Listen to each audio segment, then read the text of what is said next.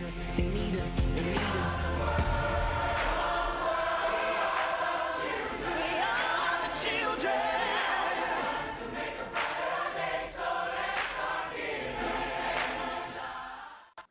is MetFilm.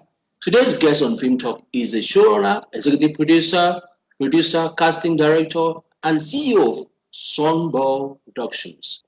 So what defines my guest today, mostly for me, is her humanity in the following statements. I don't need to read most of the statements, but we can understand. She knows what I'm talking about. She talked about a quiet, unsure, and shy, lovely girl that approached her somewhere. I was so touched by that statement when I read it online, because I was once there looking for somebody to mentor me. Every one of us has been there. Then the second one is about Mo Obudu and your respect for her achievement. The third one, but not the least, is family, which is very, very important. You've got your 4 blessings multiplied by 4 blessings. That's 16 blessings.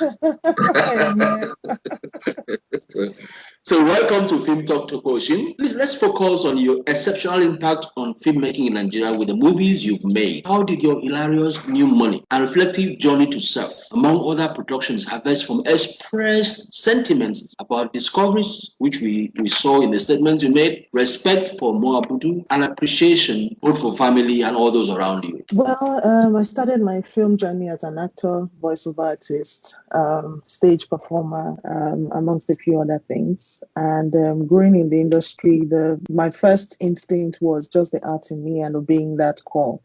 I've always been creative. I've always wanted to, create things. I've been the one who draws, who paints, who sings, anything in the form of, artistic expression. Oh my God, you are me. I feel like every artist is like that. Once you are born an artist, you have several forms of expression. And then as you grow and mature, you finally, zone or zoom into one and say, okay, I'm going to do this one or this two. But essentially, we always start out, being able to do multiple things along the lines of creativity. So, as I was saying, as I grew in work and in my art, I got the compulsion and the hunger to know that there's more I want to do in art beyond just entertaining or entertainment.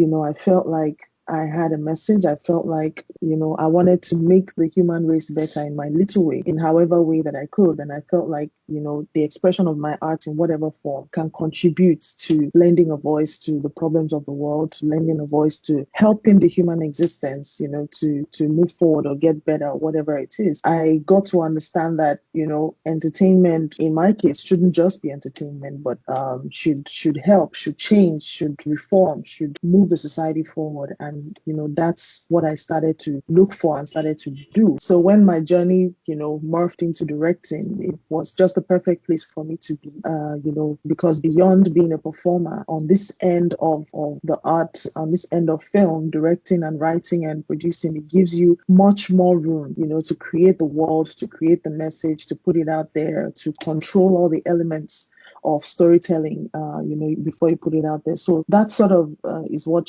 has shaped my journey up until this point. And in my career, I have been blessed to be able to also take on a lot of advocacy jobs, from radio drama back when I was doing radio dramas for Society for Family Health.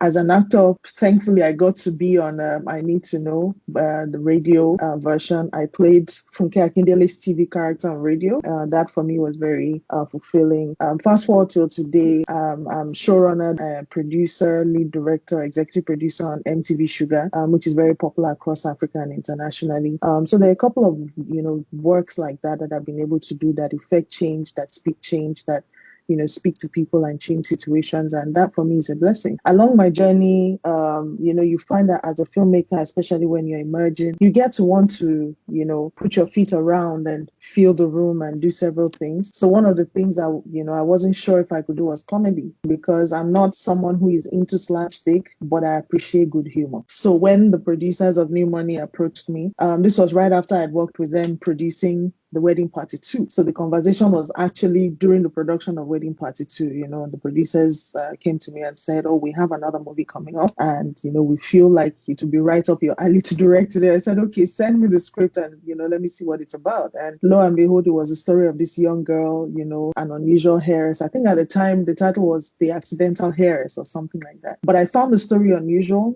I found it, even though it was comedy, but, it had a strong message. It had a serious heart to it. The story of this young girl who has lived all of her life in poverty, and then all of a sudden happens upon wealth left her by her father, who she had met but didn't realize was her father. It really was nice. And I felt like someone out there, might wish that this was their story, or someone out there might have that same type of story. And, you as a person, you as a Nigerian or anybody on the planet, if this happens to you, how would you handle sudden wealth? This is now the challenge, in front of this person. And, we follow the journey on along. So that for me was an interesting experiment, to tell that story, to infuse both seriousness and drama and comedy into, the same movie. And I really, really enjoyed making new money, and knowing that, okay, I can do comedy and I can do it in this way, that still helps to, put something across while entertaining. And New Money did very